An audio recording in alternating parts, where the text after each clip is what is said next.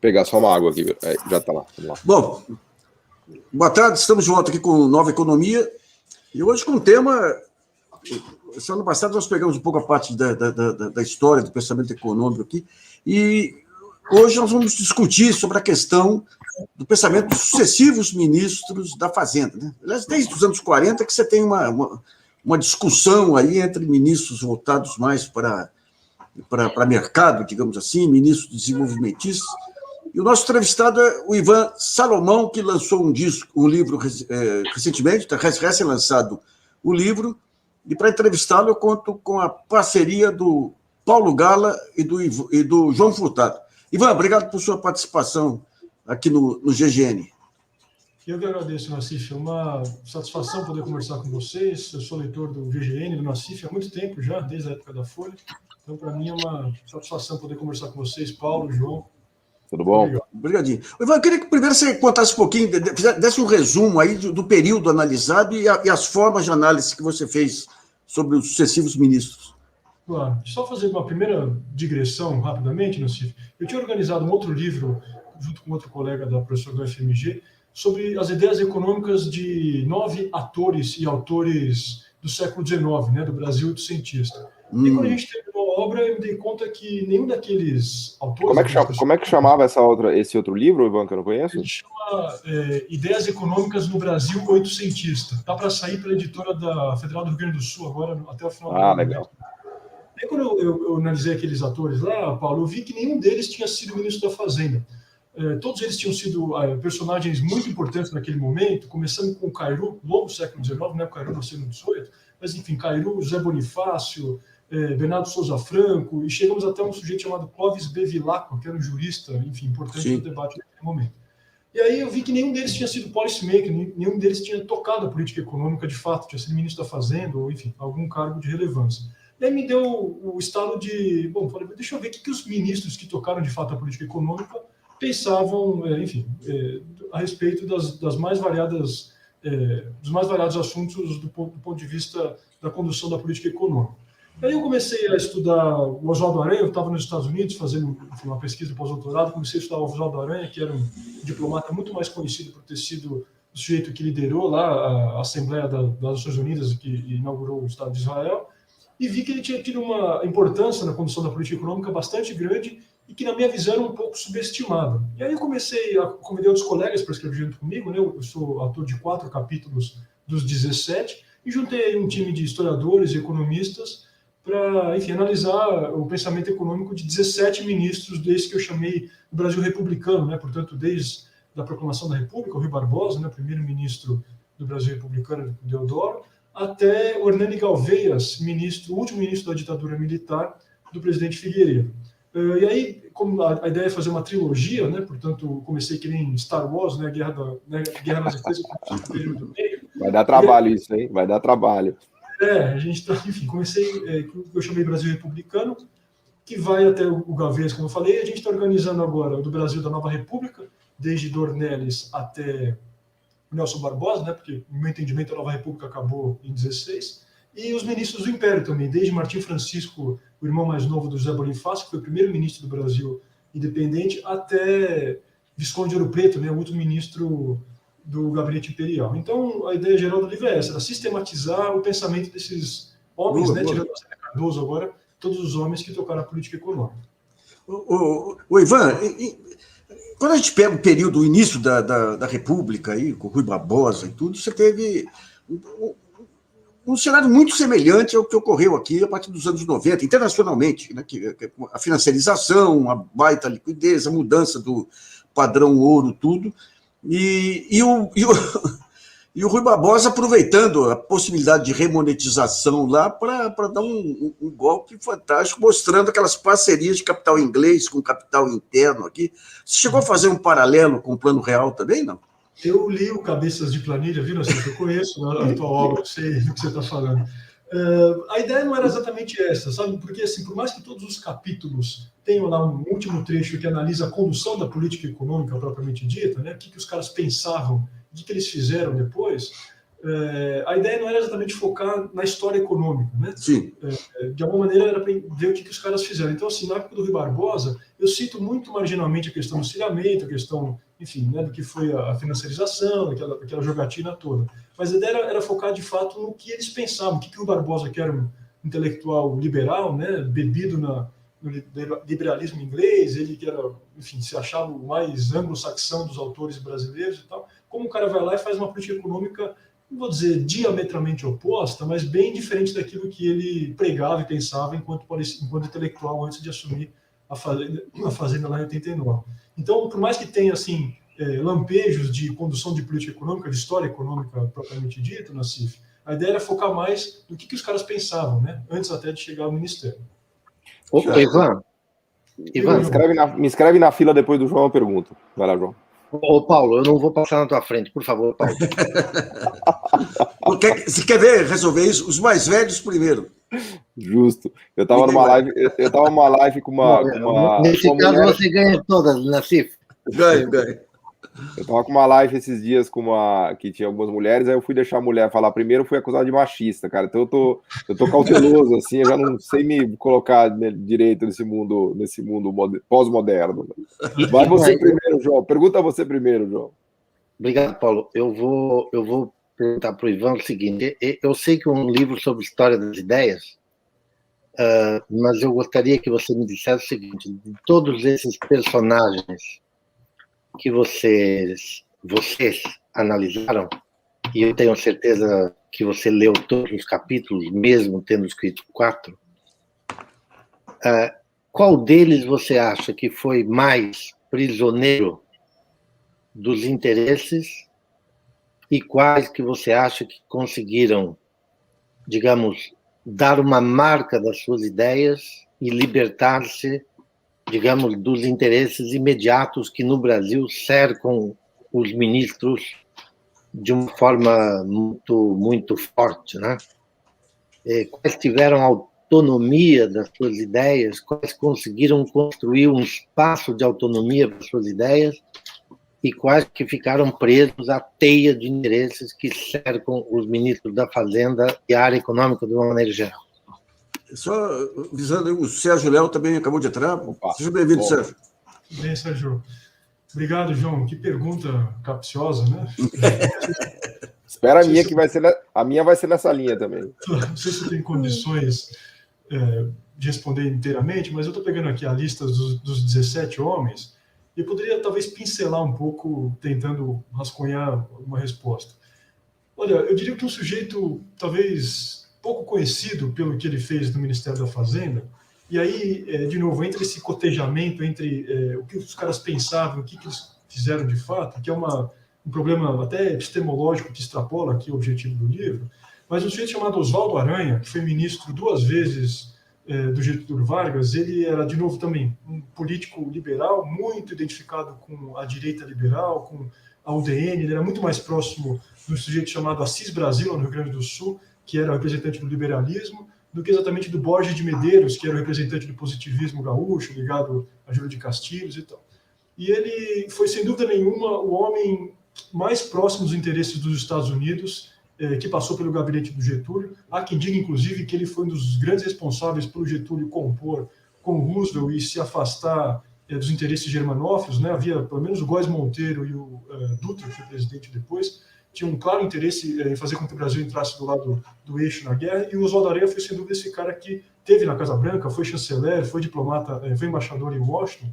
Então ele tinha uma relação com os Estados Unidos muito mais próxima do que qualquer outro ator do governo Vargas. E por esse motivo, João, eu diria que ele fez representar os interesses americanos aqui de forma bastante clara. Por exemplo, a negociação genial do Getúlio por conta da CSN teve o dedo do Aranha diretamente, né?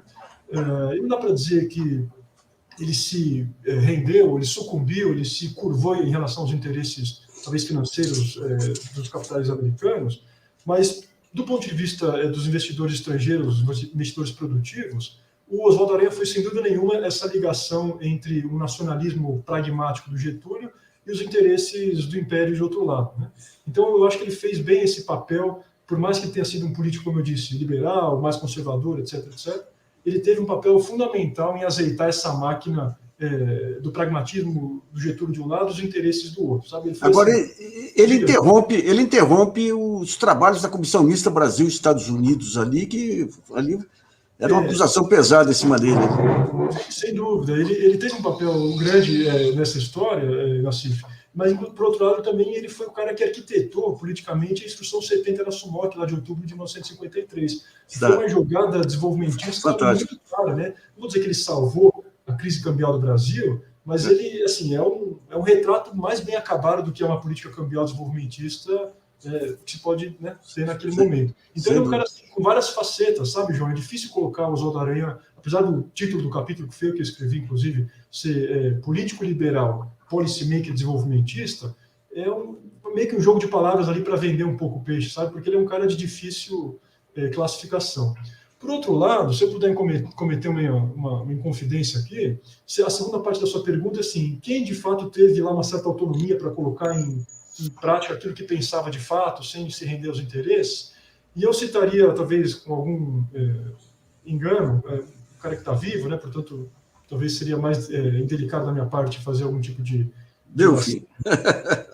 Tem dois vivos, além de Delfim, o Hernani Galvez também está vivo. Tá, sim. De idade, né, no Rio de Janeiro. Mas o Delfim, de fato, ele foi... O Delfim é outro, né? É um sujeito, um pensador maiúsculo, né? Um homem, talvez o autor mais importante, dos três mais importantes, na minha visão, que estão vivos ainda até hoje, da história recente do Brasil. E ele foi o cara que tocou a política econômica tal qual ele pensava. Porque o Médici e o Costa e Silva, o Médici, sobretudo, a gente sabe que gostava de escutar radinho, ouvir jogo do Grêmio e tal, ir para o Maracanã, e não sabia muita coisa de economia, muita coisa, não sabia de nada, na verdade, tal qual fulano aí que vocês estavam comentando, né? A gente sabe bem de quem estou falando. Mas assim, então o Delfim teve liberdade para fazer a política econômica, João, e tocou lá uma política, vamos dizer, desenvolvimentista, né? O Delfim está longe de ser um liberal, né, entreguista, mas com algumas nuances também, né? Tal qual é o Delfim que a gente conhece nos dias de hoje, né? Um homem, enfim, um pensamento bastante complexo e completo. Então, não sei se eu respondi bem a tua pergunta, mas ele foi um cara que, de fato, tocou a política econômica sem intervenção de nenhum outro lado. Era ele na Fazenda e o Leitão de Abreu na Casa Civil. E ponto final. Eram os caras que tocavam o governo Médici. Né? Eu sei que é o Paulo que vai falar em seguida, mas eu quero depois, no final, retornar para uma pequena observação sobre a tua resposta, mas não agora, tá? Por favor. Paulo, é sua. Não, na verdade, eu vou ficar no tema aqui. Eu vou me alavancar na pergunta do João, porque a minha pergunta ia justamente nessa... Bom, antes de mais nada, te parabenizar pelo livro, que eu acho que é uma baita ideia. Assim, a gente precisa dessas leituras, né, de mais aprofundadas, né, do Brasil. Mas a pergunta que eu queria fazer era em relação a um corte parecido com o que você falou, né, de ministros liberais e ministros desenvolvimentistas, mas eu gostaria de te perguntar se é possível fazer um corte de separação entre ministros financistas e ministros industrialistas, né? E antes disso, só fazer uma observação, né, de um caso que eu achei curiosíssimo, que é o caso japonês, né? Eu estava estudando o histórico dos ministros e dos presidentes de Banco Central no Japão, né? E lá é absolutamente proibido qualquer pessoa do sistema financeiro assumir cargo de ministério ou de presidência de Banco Central. Assim, se você pegar na história japonesa, é muito claro para eles que o desenvolvimento industrial, o desenvolvimento tecnológico japonês, a inovação, são cargos de primeira ordem que não podem ser entregues aos financistas, né? Aliás, eu estava até conversando com muita gente da área de inovação, né? E eu perguntava para eles se eles pudessem fazer tivesse uma carta branca para realmente fazer o sistema de inovação brasileiro funcionar, o que vocês fariam? Eles eram assim muito claros, né? Olha, eu daria um status do mesmo status que o Banco Central tem para uma agência de inovação brasileira, né? Vale dizer, toda a nossa parte industrial, tecnológica e de inovação está lá na última lista de prioridade dos nossos ministros de economia durante um bom tempo, né? Então a pergunta que eu te faria é, dá para fazer esse corte e essa tipologia aí de ministros japoneses e ministros de Wall Street, assim, na nossa história? Como é que você veria isso? Você vê que é um país onde as instituições funcionam, né, Paulo? Aqui é uma porta giratória lascada, né? O sujeito, mas enfim.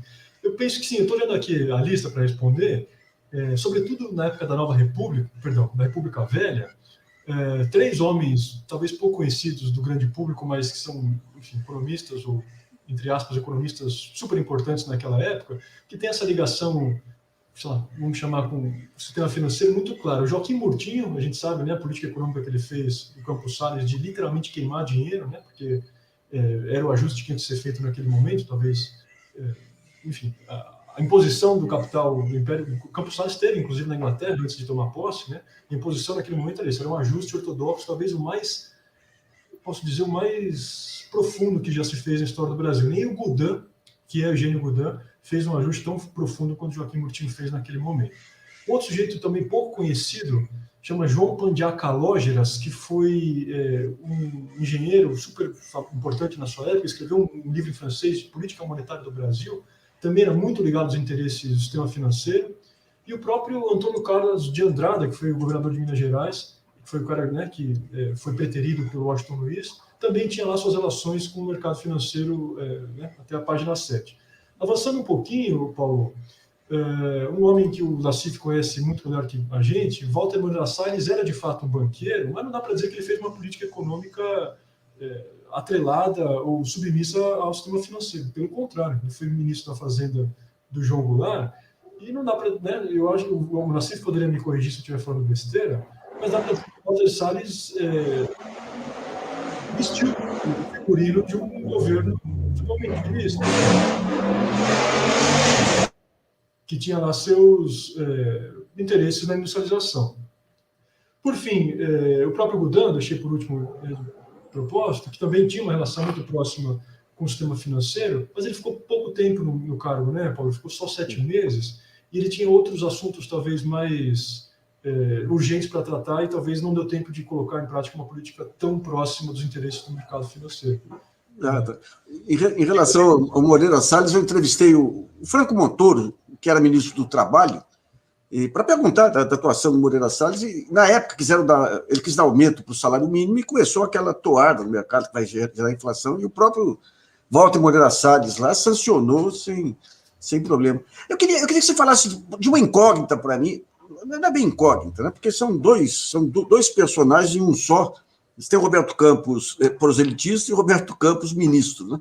E o Roberto Campos ministro, ele cria a FINEP, ele estatiza a Light quando participa da criação do BNDES. Como é que você decifra o enigma Roberto Campos?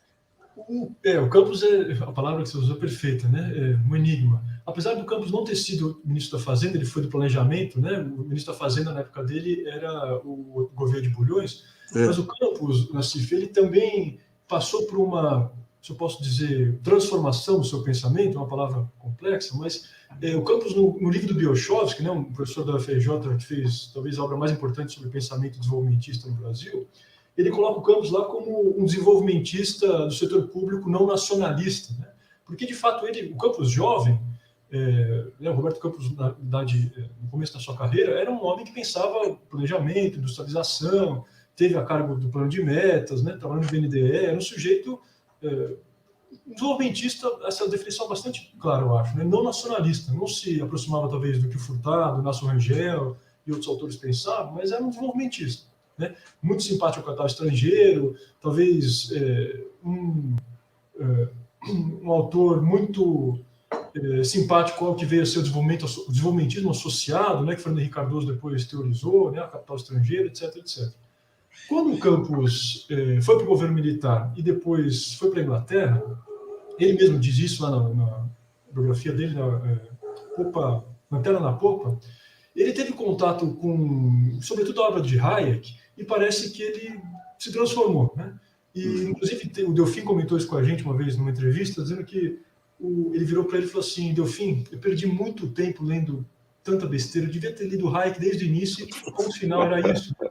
E aí, de fato, talvez o momento político, as condições materiais e as circunstâncias intelectuais da Inglaterra nos anos 80 fizeram com que ele, de fato, se encantasse por aquilo e se tornou um liberal com L maiúsculo, né? Voltou para cá um outro homem. Então, eu não ia usar a palavra evolução, mas talvez transformação do pensamento do Roberto Campos. É um enigma na historiografia do pensamento econômico, como o sujeito se deixou, se é que eu posso dizer assim, influenciar por uma visão tão oposta àquilo que ele pregava quando ele era jovem.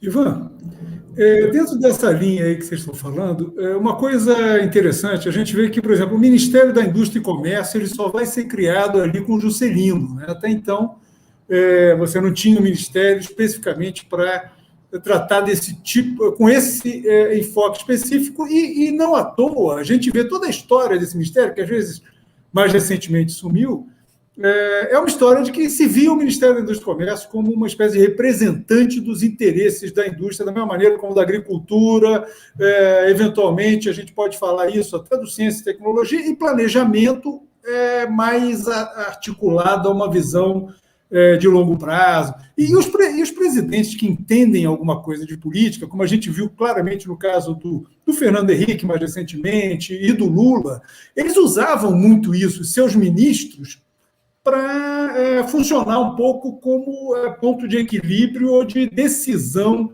em cima do embate de pressões e de ideias, né? Não é à toa que os ministérios, os presidentes totalmente outsiders e com uma visão de economia absolutamente ideológica, resolvem fundir tudo que é para evitar o que se via como um problema. Collor fez isso e agora, mais recentemente, isso que se chama de presidente, que nós temos, também fez, né? E foi uma exigência, parece que, do Guedes, né? Como é que você vê isso? Você acha que essa concentração de poderes pode ser positiva porque dá mais agilidade às decisões ou acaba tirando do processo de decisão elementos importantes e democráticos aí na execução do governo? Uma ótima pergunta, Sérgio. Eu também me arriscaria aqui a vasculhar uma resposta. Você falou, foi criado de fato o MDIC lá nos anos 50 no JK, e essa divisão de poderes entre planejamento e fazenda, acho que ela foi bastante clara na época do governo militar, né, da ditadura militar.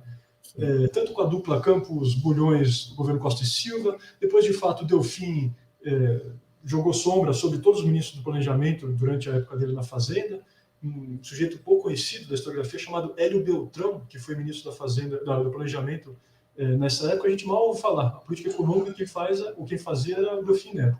Depois, na época do Geisel, houve uma dobradinha também muito curiosa, né, porque o Simonsen na fazenda e o João Paulo de Reis Veloso no planejamento era, não vou dizer exatamente água e óleo, mas era uma dupla, né, que não se... Há uma história no livro do Hélio Gaspar, não sei até que ponto é verdadeira, mas acho que é bem possível que ela tenha sido verdadeira. Uma vez uma repórter chegou para o Simons e falou assim: ministro, o senhor é um economista ortodoxo, né, bastante resistente à questão da inflacionista, muito claro, né, tal. O que o senhor acha do segundo PND, que era o plano de desenvolvimento, né, que estava sendo tocado pelo planejamento do Reis Veloso? Ele teria respondido para a repórter assim: minha filha, eu não posso responder, eu não leio ficção. Ou seja, isso quer dizer muito claro o que ele pensava no plano de desenvolvimento, né, daquela magnitude. Então, me parece, Sérgio, indo um pouco na sua própria pergunta, que os presidentes utilizaram dessa divisão de ministérios, aí eu lançaria a luz mais sobre, de fato, o planejamento e a fazenda, para meio que arbitrar eventuais interesses que pudessem se estabelecer no seio da burocracia, né? Ainda que o planejamento, depois do fim da ditadura, ele foi relegado quase que a um órgão responsável por criar concurso e gerir o orçamento. Não era assim, de fato, o planejamento do Celso Furtado, por exemplo, na época do João Goulart, que de fato planejava, pensava um projeto de desenvolvimento nacional, etc. Ficou um órgão, né, quase que um puxadinho do Ministério da Fazenda. Por isso que eu citei, Ivan, por isso que eu citei o Ministério da Indústria e Comércio. Quer dizer, quando você para de pensar realmente no planejamento, em longuíssimo prazo, você tem um ministro quase que pro forma ali na discussão, quase administrativo, né, mais orçamentário.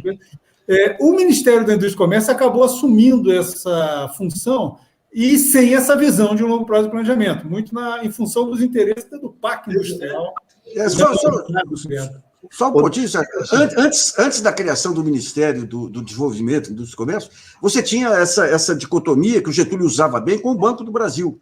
Horácio Laffer na Fazenda, o paulista aqui, o Jafé no Banco do Brasil. Sérgio, sobre o período anterior à criação do Ministério da Indústria, né? O Ministério da Indústria estava dentro do Ministério do Trabalho, né?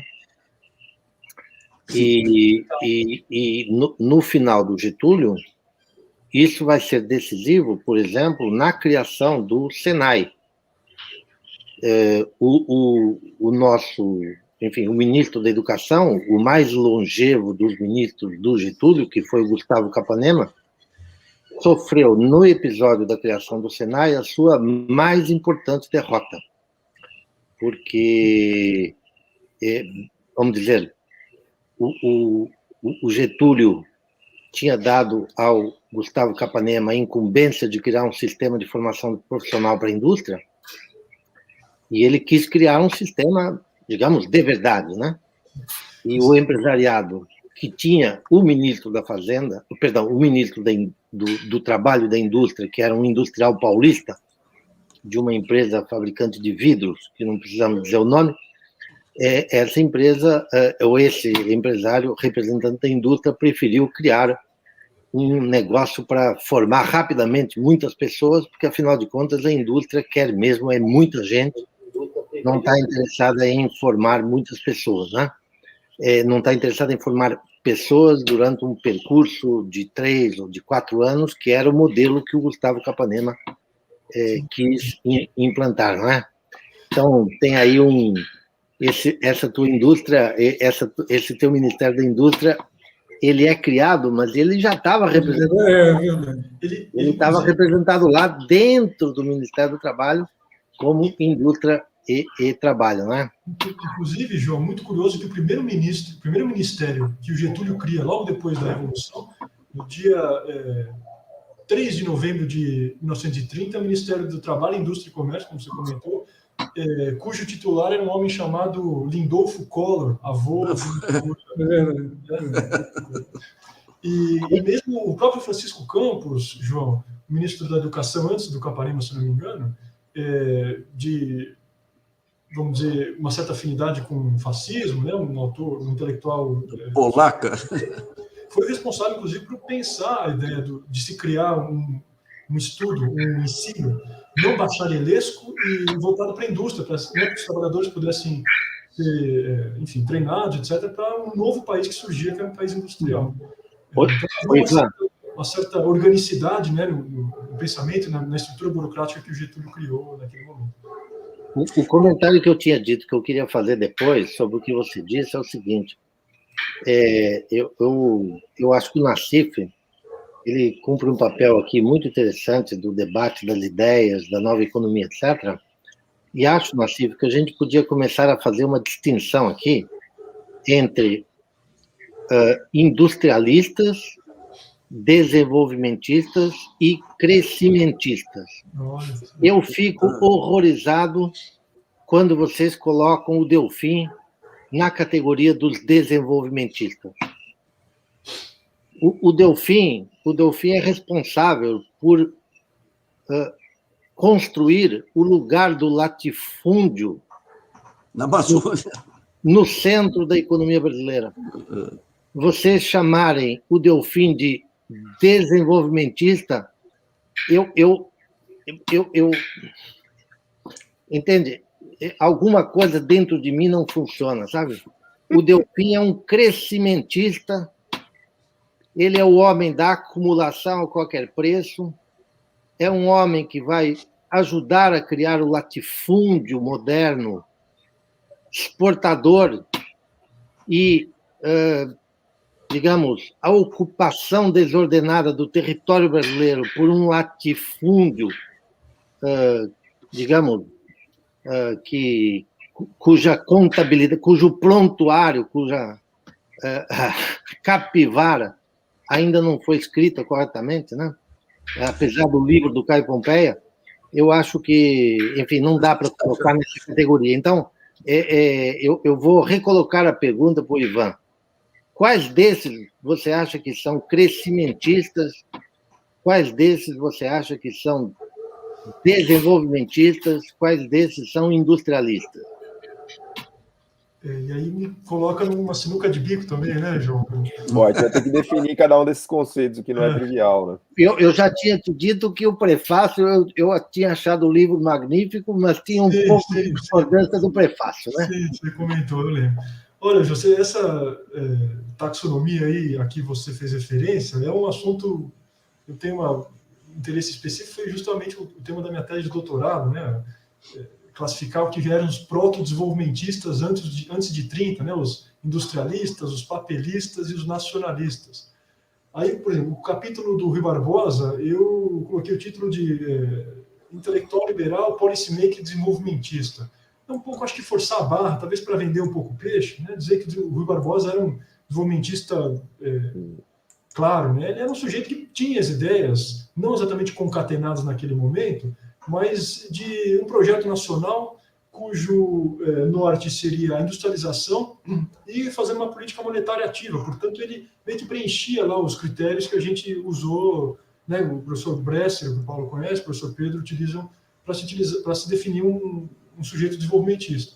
Então, eu acho que eu forço um pouco a barra ali para vender um pouco a ideia do Rui Barbosa como desenvolvimentista, mas ele era um sujeito que pensava um projeto nacional de desenvolvimento liderado pela indústria, que é mais ou menos aquilo que a gente tem como os desenvolvimentistas clássicos, né?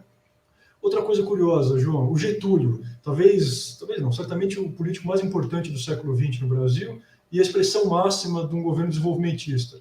O Getúlio, João, foi um homem forjado intelectualmente no positivismo contista, no positivismo gaúcho, que tinha lá uma série de resistências a uma política fiscal expansionista e ativa, né? O positivismo tinha um lema que era não gastar, né? Assim, a questão das finanças sadias era uma pedra fundamental do pensamento positivista. Então, quando ele foi ministro, né, do Washington Luiz, ele fez um governo bastante moderado, eu diria. E aí, depois, como presidente, se torna uma outra história. Eu sei que eu não estou respondendo exatamente a sua pergunta, mas vou caminhar um pouco mais adiante. O Horácio Laffer, por exemplo, um ministro super importante, industrial, enfim, do governo Getúlio Vargas. De fato, ele foi um ministro que o Getúlio utilizou para se tornar um fiel da balança, portanto, uma espécie de posto, enfim, me recuso a citar essa expressão, mas, enfim, um sujeito para dar uma certa credibilidade para o governo, para dizer que ele não era um sujeito anti-establishment, que não era um louco, gastão, etc., e colocar um industrial paulista ligado à comunidade judaica e tal. E fez um governo bastante moderado, mas que tinha um plano de desenvolvimento, né, João? O plano Laffer, lá do início dos anos 50, 51, 52, era um plano de desenvolvimento claro, que não foi, de fato, levado a cabo por uma série de condições, a crise cambial, a eleição do Eisenhower, a guerra da Coreia, por uma série de outros motivos. Mas era um cara que tinha um projeto de desenvolvimento. O próprio Lucas Lopes, né, que é mais conhecido por ter sido o pai do Chico Lopes, né, o professor da PUC do Rio, do que exatamente por era um ministro desenvolvimentista. Ele fez lá um plano de estabilização que o Juscelino ficou contra, porque, né, ele não queria estabilizar de jeito nenhum, o tal do PEN, né, Programa de Estabilização Monetária, mas era um sujeito que fez uma política mais conservadora, mas ele tinha um projeto, né, era um projeto liderado pela indústria, um projeto nacionalista, etc. O próprio, se eu puder dizer, o Delfim Neto, é que naquela dicotomia dos anos 70 e 80, entre monetaristas e desenvolvimentistas, eu acho que não dá para colocar o Delfim de jeito nenhum como um monetarista, né? Então, se pegar o que ele fez durante os anos em que foi ministro, dá para dizer que ele aprofundou o PSI, por exemplo, né? Ele tocou um projeto de desenvolvimento que foi tocado pela industrialização de setores de consumo não duráveis, né? Ou consumo duráveis, e outros setores importantes de infraestrutura também, que de alguma maneira se encaixa naquilo que a gente pensa como um projeto... Ivan, eu queria entender um pouquinho, digamos, os modelos que se apresentavam naquele período e que encantavam de alguma maneira os brasileiros. Dois em particular. A desvalorização cambial na Coreia, que foi defendida aqui no Brasil pelo Goudin e pelo Roberto Campos. E segundo, aquela tentativa do Delfim, na época do Milagre, de juntar conglomerados industriais e financeiros e bancários. Você chegou a aprofundar nisso, não? Pouco, mas eu poderia dar um pitaco meu também aqui. O Goudin assim, foi muito mais conhecido por... A única coisa importante, talvez, que ele fez nos 7 meses foi a tal da instrução 113 da SUMOC, que era assim, era uma instrução absolutamente simpática ao capital e que, de alguma maneira, se eu puder cometer uma heresia aqui, ela olhava para dois alvos não coadunáveis, vamos dizer assim, que era, de fato, se livrar e driblar a crise cambial que acometia a economia do Brasil desde sempre, e, por outro lado, favorecer e facilitar a internalização de capital, né, de máquinas e de equipamentos, para aprofundar o processo de industrialização. Mesmo o Gudin, que era um liberal, um cara que acreditava nas teorias ricardianas de comércio internacional, ele, de alguma maneira, contribuiu para que o desenvolvimento industrial fosse tocado mais adiante. Por exemplo, a Instrução 113 da SUMOC, ela passou o governo Juscelino inteiro e só foi ser derrubada pelo Jânio Quadros, depois em 61, com o Clemente Mariani. E 60 e tantos % da internalização de capital durante o plano de metas foi feito pela Instrução 113.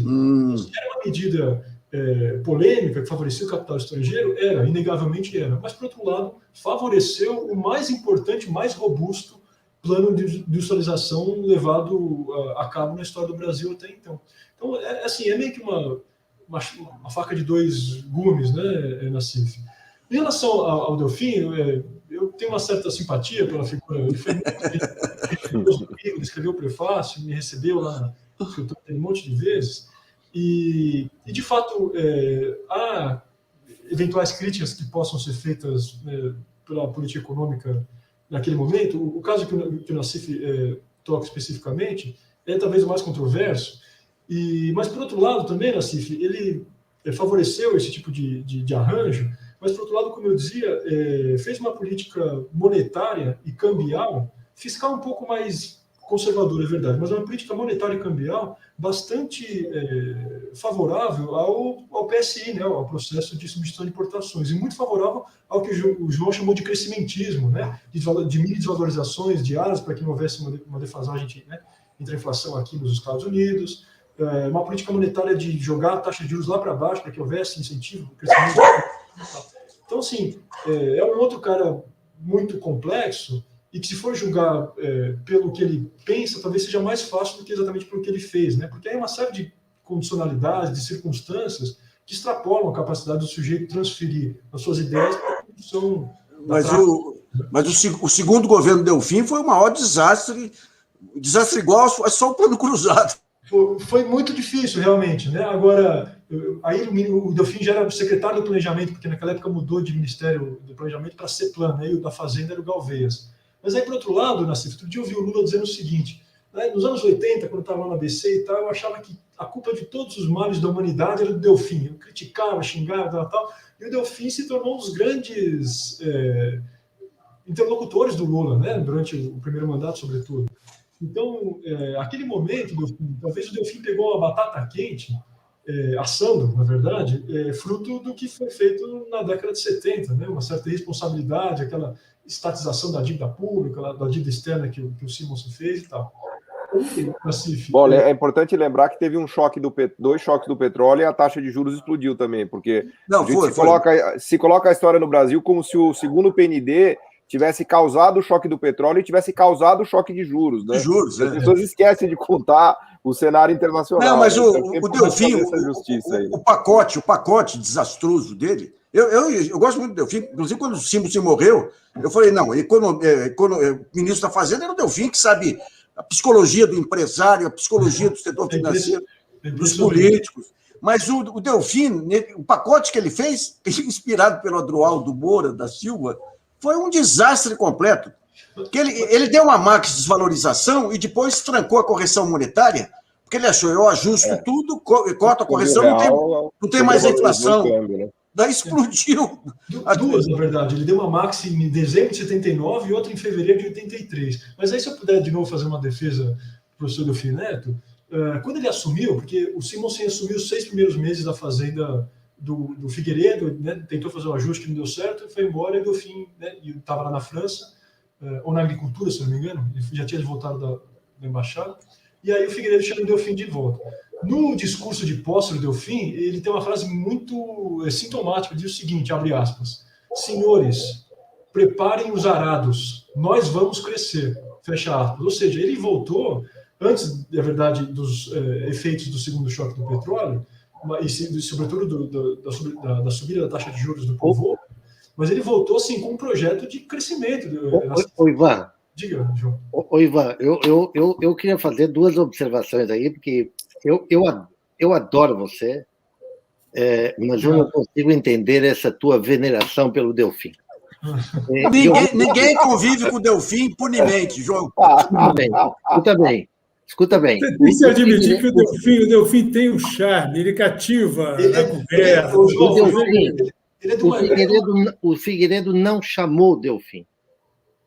O Figueiredo tentou resistir ao Delfim, o Delfim se infiltrou na agricultura, virou ministro da Agricultura, e entre março e agosto ele conspirou todos os dias para derrubar o Simonsen.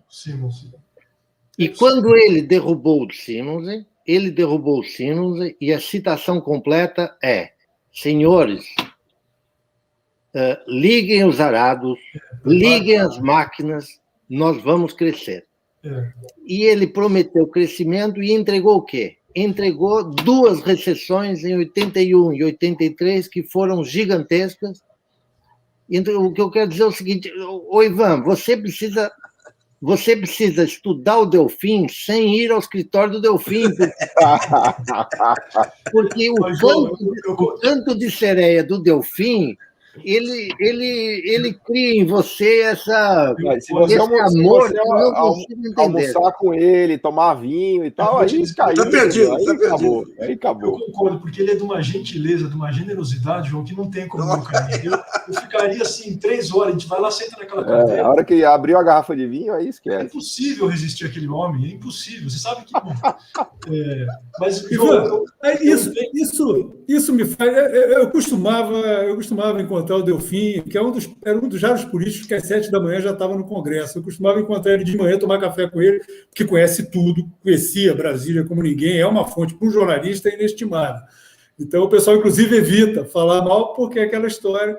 Mas, enfim, mas é uma coisa curiosa, esse seu afeto por esse personagem, porque ele marcou, uma coisa que marcou, na época, inclusive, do Lula, que marcou muito a intervenção dele no debate econômico, foi a discussão sobre o tal do produto potencial, que ele dizia que era uma invenção de economista, para usar o termo do Nassif, planilheiro, e que a realidade das forças produtivas ela vai muito além disso. Então, o que era o PIB potencial? Né? Para quem está nos assistindo não entende muito, eu vou resumir muito porcamente, mas que você tem condições objetivas para gerar o crescimento sem provocar um desarranjo total no esquema de preços, sem provocar inflação, sem criar desequilíbrios, né, fiscais, macroeconômicos, que vão dar problema lá na frente. Ele dizia que isso aí era uma balela e que você, mexendo sabendo fazer, o PIB, esse PIB potencial muda de número, ele cresce, ele não é uma limitação. E eu sei que você tem um trabalho que fez exatamente dizendo o contrário, se eu não estou enganado, ou pelo menos apontando que não levar em conta essa ideia do PIB potencial acaba gerando lá na frente, sim, consequências negativas. Eu queria que você falasse isso, e se você já discutiu isso com o Delfim, como é que foi eu queria ter visto essa conversa. Bom, de fato, é isso, né? Só fazer um parênteses aqui, já volto na tua pergunta, Sérgio. Essa classificação que o João levantou um tempo atrás de desenvolvimentistas, industrialistas e crescimentistas, né? Teve um evento no encontro da ANPEC, né, que é a Associação Nacional dos Cursos de Economia de Pós-Graduação, na GV Paulo pode me dizer melhor, acho que em dezembro de 19, né? 18 foi no Rio, 19... e foi feito um evento de comemoração dos 60 anos de lançamento do livro da obra magna do Delfim, que chama O Problema do Café no Brasil, né? Foi publicado em 59, junto com a formação econômica do Celso Furtado. E aí chamaram o Marcos Lisboa e não lembro mais quem estava. O Paulo estava nesse dia, Paulo? Você estava? Não, cara, não estava. Não fui. Eles falaram lá do livro, né? Fizeram toda uma ode, uma defesa e tal. E aí o Marcos Lisboa virou e falou assim, porque o Delfim é como uma trepadeira. Ele vai driblando e disfarçando em todos os lugares para crescer de qualquer jeito. Ele cresce de qualquer jeito. Então, acho que o Marcos Lisboa concordaria com você que ele é um crescimentista, né? Ele, assim, crescimento... E quando ele voltou lá para o Ministério, como você falou, ele não foi chamado, ele voltou por iniciativa própria, ele tinha um projeto de fazer, de fato, a economia crescer. Tanto é que as pessoas pouco sabem, João, o segundo PND, de fato, foi o plano que saiu do papel. Ele não foi o último, nem o primeiro, naturalmente, porque tem, né, o primeiro PND, mas teve um terceiro PND e um quarto PND, inclusive, da Nova República, do Sarney. E a ideia do Delfim, ele não me falou isso pessoalmente, mas há registros de que ele queria, de fato, colocar para funcionar esse terceiro PND. Até colocou algumas medidas lá, mas, enfim, a imperiosidade de se driblar a crise, ela foi muito maior do que qualquer tentativa de fazer economia. Mas deixa eu fazer só um registro aqui, Ivan, até porque eu estou me solidarizando com você, porque o Delfim também fez um prefácio do meu livro sobre complexidade econômica. Então eu estou numa situação parecida com você. É evidente que tem muitas críticas que a gente pode fazer ao Delfim, mas a parte da questão do Delfim, até porque a live não é para discutir o Delfim, é para discutir o seu livro, tem uma questão dramática ali do início dos 80, que todo mundo sabe que teve choque do petróleo e que teve choque de juros. Mas os economistas brasileiros parecem tratar a crise do início dos 80 como se fosse um erro atrás de erro de política econômica, assim. E eu acho que há um sobrepeso nesse tipo de análise, porque, veja, o México foi devastado, o México deu uma moratória na sua dívida, os Chicago Boys do Chile e do Pinochet viraram pó. Então foi um momento catastrófico, assim. No Brasil a gente tem uma visão muito olhando para o próprio umbigo, assim. Estuda um pouquinho, então, o Chile, o México, a Argentina, se você quiser, porque senão parece que a gente fala assim, não, aqui no Brasil é fácil. O segundo PND tomou dívida externa, o Delfim ajustou tudo errado e a gente foi para o espaço. Mas não, calma, não é tão simples assim, né? É importante ver que em 1985 já tinha completado o ciclo da industrialização. O trabalho do BNDES mostrou que você já tinha completado, a partir dali você tinha um baita espaço para crescer. Em 83, 84, o superávit comercial brasileiro explodiu, assim. A gente teve em 84, voltou a crescer. Inclusive, Paulo e Nassif, eu fiz um trabalho com uma colega minha, que a gente estimou, através do modelo econométrico lá, que o ajuste dos anos 80 ele foi muito mais beneficiado pela maturação dos investimentos do segundo PND do que exatamente pela recessão do Delfim, do Barra Galveias, né, que foi uma recessão brutal, de fato, né? O ajuste monetário super, enfim, complexo e tal. De fato, então, a maturação daqueles investimentos ajudou na substituição de exportações e, portanto, contribuiu para desestrangular o balanço de pagamentos muito mais do que a própria do ajuste. Né? É isso. Ivan, me mata uma curiosidade aí. Eu entrevistei o Galvez muito tempo atrás sobre essa questão da Coreia, o impacto da Coreia no desbalanceamento das contas externas brasileiras. Porque a ideia é que quando veio a perspectiva de guerra da Coreia, o pessoal saiu comprando, achando que podia ter problema de importação. E o Galvez me desmentiu isso. Ele falou, não, mas porque com a guerra da Coreia também, muita gente comprou commodity brasileira. Então você teve um baita salto nas exportações também. Você chegou a pegar esse ponto? O grande problema que eu vejo da guerra da Coreia, Nassif, foi muito mais porque naquela época, a guerra da Coreia é de 50 a 53, né? Naquela época o Brasil estava recém passando por um plano de metas não tinha sido colocado, né, no papel para, de fato, funcionar. Então, o que houve naquele momento foi a desatenção dos investidores, sobretudo investidor de capital produtivo, né, não investimento estrangeiro, não investimento em portfólio, que simplesmente deixaram a América Latina comendo pão que diabo amassou. A diplomacia dos Estados Unidos se voltou completamente para a questão da guerra, e a crise que o Getúlio enfrentou, que foi parcialmente revertida pela Instrução 70 da SUMOC, se deu muito mais pela conta de capitais autônomos do que exatamente pelas transações correntes, né? Portanto, o problema foi justamente esse. Os investidores viraram a cara para cá porque o mundo estava vendo outra coisa. Com a eleição do Eisenhower em 53, aí sim, todas as promessas que o Truman tinha feito para o Getúlio, para o Dutra, de investimento estrangeiro, de investimento em portfólio, etc., enfim, minguaram, né? A diplomacia dos Estados Unidos voltou para outros interesses. E aí o Brasil... Né? Agora tem um ponto interessante para desacreditar um pouco os economistas. O Brasil ele sai do acordo de Bretton Woods com câmbio fora do lugar, já por conta da demora. A crise cambial brasileira começa lá. E o único sujeito que trouxe uma solução, uma gambiarra que permitiu fazer alguma coisa, foi um advogado, que é justamente o Oswaldo Aranha, né? Que queria resolver problemas. Né? Porque os caras, quando voltaram para a guerra, eles queriam voltar para o nível pré-guerra, né? Portanto, completamente desalinhado, que nem você falou. Né? Se levar em conta inflação lá, inflação aqui, etc. E o Oswaldo Aranha, aí eu teria que estudar um pouco melhor para te dizer se de fato foi da cabeça dele essa engenhosidade da Instrução 70, que é uma coisa fantástica, né? O que o cara fez.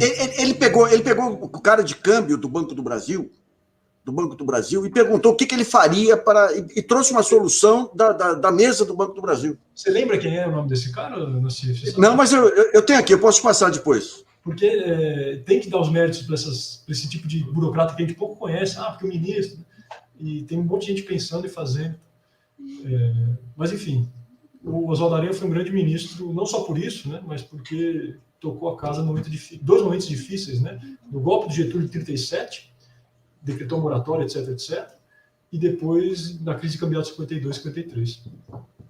Uma outra dúvida que eu tenho, se o Brasil não tivesse entrado em moratória aí nos anos 30, o Getúlio teria segurado o fluxo de capitais? Essa é uma baita pergunta, Nassif, porque as duas moratórias que o Getúlio... que teve um funding law em 31, né, que é a consolidação das dívidas, e depois uma moratória, de fato, né, aberta. Teve micro moratórias ao longo desse período, mas em 37, com o golpe do Estado Novo, ele decretou o monopólio no Banco do Brasil e decretou uma moratória. Há quem diga, com um certo embasamento, que a moratória de 37 ela foi muito mais política do que exatamente econômica. Mais ou menos o que aconteceu em 87, né, com o Paulo Nogueira, que pode dizer melhor do que a gente, que o governo tinha condições de honrar a dívida externa nos dois momentos muito mais do que nos anos anteriores, 84, 85, 83, e mesmo na década de 30. Então, o Getúlio, para dar um ar, vamos dizer, nacionalista, né, aquela coisa de perseguir comunista, o plano Cohen, tentando economista, etc., etc., ele deu uma cartada e que parece que pegou bem. E há quem diga, se analisar os dados com um pouco mais de detença, eu não saberia te dizer de cabeça, mas que a condição cambial, a posição brasileira no exterior, era muito mais favorável em 37 do que foi ao longo dos anos 30, sabe? O Getúlio também tinha uma sacada, o Getúlio era um gênio político, né? Quando ele fez a Revolução em 30, ele colocou no Ministério da Fazenda um cara que seria quase que a antípoda dele. Era um banqueiro, cafeicultor e paulista, chamado José Maria Whittaker, que era um pouco aquela história, olha, eu rompi com a oligarquia de São Paulo, mas eu não sou louco, eu não sou... Né? Enfim, aqui tem um sujeito que vocês podem confiar. E depois o Whittaker ficou pouco tempo, um ano e pouco no Ministério, e ele colocou em segundo lugar o Oswaldo Aranha, para fazer de fato o plano de desenvolvimento que ele queria. Aí eles brigaram lá, enfim, uma série de motivos, e o Oswaldo Aranha foi para os Estados Unidos, ele botou um sujeito pouco conhecido no Ministério, chamado Arthur de Souza Costa, que é, curiosamente, o ministro mais longevo da história do Brasil. Ele ficou 11 anos no Ministério da Fazenda e pouco se conhece, né? Era um sujeito que nem tinha estudado, não era exatamente um economista. Mas o Getúlio era um gênio porque ele conseguia, como vocês estavam dizendo, né, o Sérgio perguntou dos ministérios, ele conseguia articular de forma orgânica e de forma a atender os seus objetivos, não só os interesses representados pelos diversos ministérios, como as próprias figuras que trabalhavam, a burocracia que estava por trás disso, sabe? Então, ser presidente da República, Nassif, não é o cara gostar de leite condensado, vou colocar um... Você tem que saber o que você está fazendo, né? Tem que ter noção da coisa. E por isso que o Getúlio foi o que foi, né? Tem que ter projeto, né? Tem que ter projeto. Tem que ter projeto. Tá. Um ponto que é interessante aí, porque quando você pega as teses monetaristas e desenvolvimentistas, por trás você tem todas as pressões que o cara tem que administrar, né? O Juscelino, vendo de longe, o Juscelino ele teve a sabedoria de atrair o capital estrangeiro e colocar como sócio os grandes financistas brasileiros da época, Monteiro Aranha e companhia, né? Essa aliança que ele faz assim, para tentar esvaziar as pressões contra o desenvolvimentismo, como é que você analisa? Né? Ótima questão, Nassif. O Juscelino era outro gênio também, né? Ele sabia de economia, inclusive. Ele, antes de ser presidente, se não me engano, governador ainda de Minas, escreveu um livro, poucas pessoas conhecem, de desenvolvimento econômico, que era projeto de desenvolvimento, alguma coisa, você deve saber melhor do que eu, projeto de desenvolvimento, alguma coisa assim. Ele sabia das coisas, era muito inteligente. E ele fez, de fato, uma jogada que não era exatamente da cabeça dele, havia intelectuais, inclusive, pensando isso, muito antes de se virar política pública, que era o seguinte, inclusive a discussão entre os cepalinos, né, o que aconteceu nos anos 50 em diante, para que o modelo tivesse que mudar de cara. E aí o que você estava dizendo, exatamente isso, Nassif. Dizer o seguinte, olha, o capital, a poupança nacional não dá conta, não dá pé. Se eu quiser, de fato, aprofundar um projeto calcado pela indústria que precisa de inversão, de investimento, eu tenho que me aliar com quem eventualmente pode financiar essa história. E aí você falou, ele não só se aliou com o capital estrangeiro, abriu as portas da economia brasileira para o capital estrangeiro, aquela foto icônica dele inaugurando a fábrica da Volks, né, ele subiu dentro do Fusca Preto, lá em São Bernardo, demonstra isso, né, como ele, de fato, se aliou a quem poderia aprofundar aquele primeiro gargalo, como a Tavares diz, né, a primeira onda de substituição de importações que já mostrava sinais de fraqueza naquele momento, e, como você bem disse, aliado aos financistas brasileiros. Né? Você citou um sujeito que eu não conheço de nome, mas o Juscelino, dá para dizer que ele colocou em prática o sonho de consumo da UDN, do ponto de vista da econômica. Isso não sou eu quem digo, historiadores mais gabaritados do que eu. E fez um projeto que conseguiu coadunar os interesses dessa direita mais liberal e tocou o projeto mais, como eu disse, mais profundo e robusto de industrialização já tocado na história do Brasil até então. Então, assim, o sujeito que tem a noção do que está fazendo, né, é outra história, né? É outra conversa. Eu quero ver polêmica aqui, porque o João está se remexendo na cadeira. Bem diferente disso aí. Está quase atirando objetos, quase atirando objetos. Não. Vamos lá, João. Te prepare, João. Você sabe que a Margaret Thatcher, ela morreu com o orgulho de ter contaminado definitivamente o Partido Trabalhista com suas ideias. E eu acabei de ler uma biografia do Milton Friedman, e o Milton Friedman também morreu com essa grande, digamos, com esse grande orgulho, né? Eu consegui contaminar para sempre os republicanos e os democratas com minhas ideias. Eu queria falar para o Ivan, os 7 meses do Goudin conseguiram contaminar para sempre o Brasil com o vírus do anabolizante do capital estrangeiro. E a minha diferença entre desenvolvimentistas e crescimentistas vem daí. Eu sei que o Nassif é mineiro, e falar mal de mineiro na frente do Nassif, eu corro o risco dele não me convidar mais para vir no programa dele. Eu só fico solidário do câncer. Mas o fato é o seguinte, é que o Juscelino é o cara que, nos seus 5 anos, pega a instrução do Goudin e seu ministério de 7 meses e eterniza no Brasil o vírus anabolizante do capital estrangeiro. Você sabe que anabolizante produz efeitos imediatos de grande importância, né? E efeitos secundários destruidores no longo prazo, né? Então, eu queria concordar com você, João, assim, gênero, número e grau, e dizer que a grande diferença entre Brasil e Coreia, a meu ver, está nessa virada aí, porque enquanto o General Park lutou com todas as forças para criar a Samsung, para criar a Hyundai, para criar a LG, aqui nessa tradição juscelinista, a gente lutou com todas as forças para dar tudo e mais um pouco para as multinacionais, ou seja, a gente abriu mão da ideia de um desenvolvimento tecnológico endógeno, nativo, ficamos tomando os anabolizantes até hoje, né? E agora a gente olha para a Coreia e fala, nossa, a Coreia faz Iron Man e tal, a gente não consegue nem fazer 100 metros rasos, né? Por que será? Porque a gente está em anabolizantes desde o final dos 60, né? Ô Paulo, você não sabe da minha alegria de concordarmos nesse ponto. E eu queria dizer o seguinte, quando a gente fala de desenvolvimento autônomo, as pessoas acham que a gente quer botar um muro. Escuta, ô Luiz, você leu a biografia do Montenegro que o Fernando Moraes escreveu. E lá a gente aprende que em 1960, no ITA, há engenheiros de 20 países diferentes. Então, ninguém está querendo isolamento. O que a gente está é querendo trazer conhecimento para fazer, porque, vamos ser sinceros, né? O Paulo, eu tenho 2 profissionais na USP que eu admiro profundamente. Eles tiram xerox como ninguém na vida.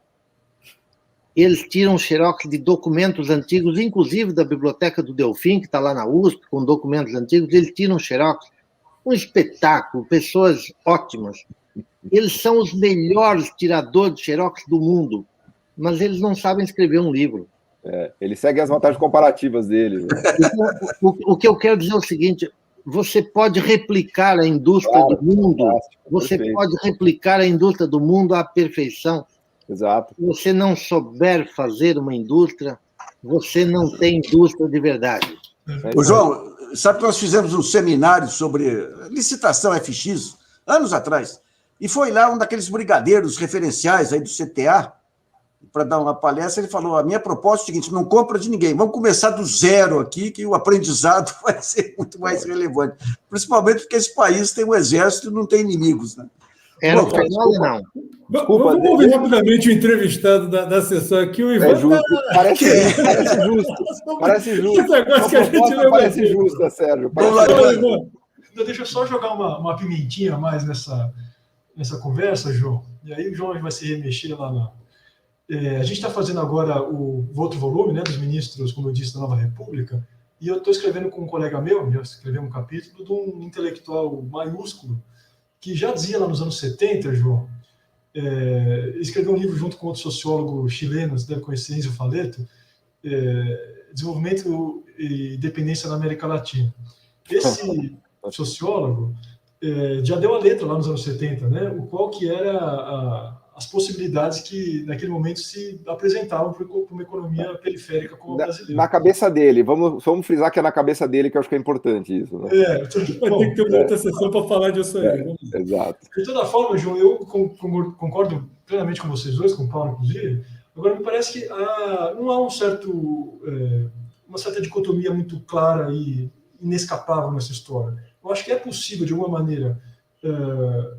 é uma opinião, né, minha, pessoal, de alguma maneira, se aprofundar no modelo de desenvolvimento que se utilize os benefícios que eventuais capitais estrangeiros tragam, sobretudo em época de crise cambial, como foi a história do Brasil até 2003, 2004, 2005, e, paralelamente, fomentar um projeto de desenvolvimento baseado na inteligência nacional. Não vejo exatamente uma dicotomia clara, sabe, entre as duas coisas. Não sei se é uma certa ingenuidade da minha parte, mas eu posso dizer que, a despeito de todos os problemas que o Paulo conhece muito melhor do que eu, dos anos 2000, né, de reprimarização da pauta de exportação, etc., que houve naquele momento, parece que se tentou, de alguma maneira, resgatar uma certa inteligência nacional em determinados setores nos quais gozamos de vantagem, vou dizer comparativa, mas alguma vantagem em relação aos outros países, agroindústria, uma série de outros setores, que dá para se fazer um crescimento endógeno baseado na inteligência nacional e aproveitar aquilo que o capital estrangeiro pode nos trazer. Eu não sei se há uma certa dicotomia excludente entre essas coisas, João. Eu não queria, Ivan, falar dos anos 2000. É o seguinte, nós conseguimos, nos anos 2000, não ter ministro da indústria.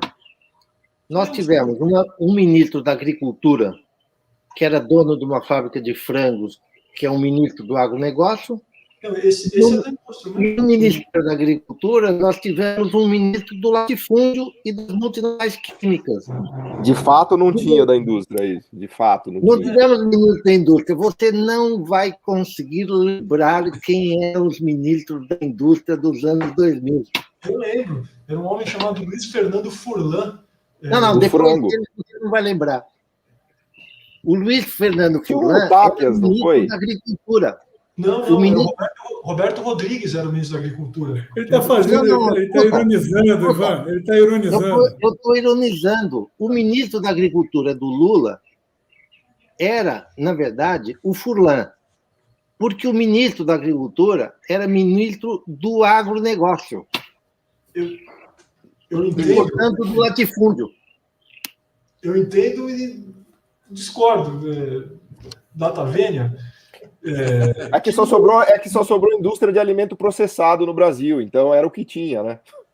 Pois é, mas a grande crítica que se faz em relação à política econômica setorial do governo Lula é justamente essa, de tentar resgatar uma indústria, né, de alargar as cadeias produtivas no Brasil, por exemplo, no setor petróleo, no setor, né, as montadoras de navio lá do Rio Grande do Sul, etc., etc. Foi uma tentativa talvez mal sucedida, é verdade, mas foi uma tentativa que não tem nada a ver com agronegócio, né? Os estaleiros e toda essa cadeia longuíssima, né, que mexe com uma série de setores, não deixa de ser uma política setorial voltada para isso, né? E aí não teve dedo de Furlan, não teve dedo de Roberto Rodrigues, é dedo, né, de um projeto de desenvolvimento industrial. Bom, nós estamos chegando ao final aqui. Queria agradecer muito ao Ivan, muito interessante aí o debate. Agradecer aos meus colegas, Paulo Galo, o Sérgio Léo e o João Furtado. Vamos ver se a gente repete aí, porque essa... Nassif, pede por Ivan falar o título do livro, a editora, para a gente poder... Eu só tenho o prefácio e a introdução. Mas ele... Por favor. Aqui, Nassif, eu estou com o livro aqui na mão, posso... Deve. Claro, a coisa mais importante de todas não falou claramente. O livro chama Os Homens do Cofre, o que pensavam os ministros do Brasil republicano. De 89, portanto, da proclamação da República, até o final da ditadura, 1985. A editora é a editora da Unesp e se encontra à venda nas melhores casas do ramo, a Amazon, enfim, a editora, a própria Unesp pode encontrar. Tá, joia. Queria agradecer muito a gentileza de vocês, foi um papo muito bacana. Estou à disposição. Quando a gente lançar os próximos volumes também, se vocês quiserem conversar daí de Guido Mano, Claro. Palocci, Zélia Cardoso de Mello, a gente está aí para... Com certeza, com certeza. Muito obrigado, pessoal. Foi ótimo. Grande abraço, então. Abraço. Valeu, Nesse obrigado. próximo, a gente podia trazer o Thomas Trauma, que fez o livro sobre os ministros da Fazenda, o pior emprego do mundo, que é quase política da brincadeira, não valia. Mas eu quero ver ele extrair alguma coisa da Zélia, viu? Eu estou com o capítulo pronto da Zélia, depois eu mostro para vocês. Muito interessante. O primeiro que ele terminou, tem 3 páginas. Valeu, Ivan.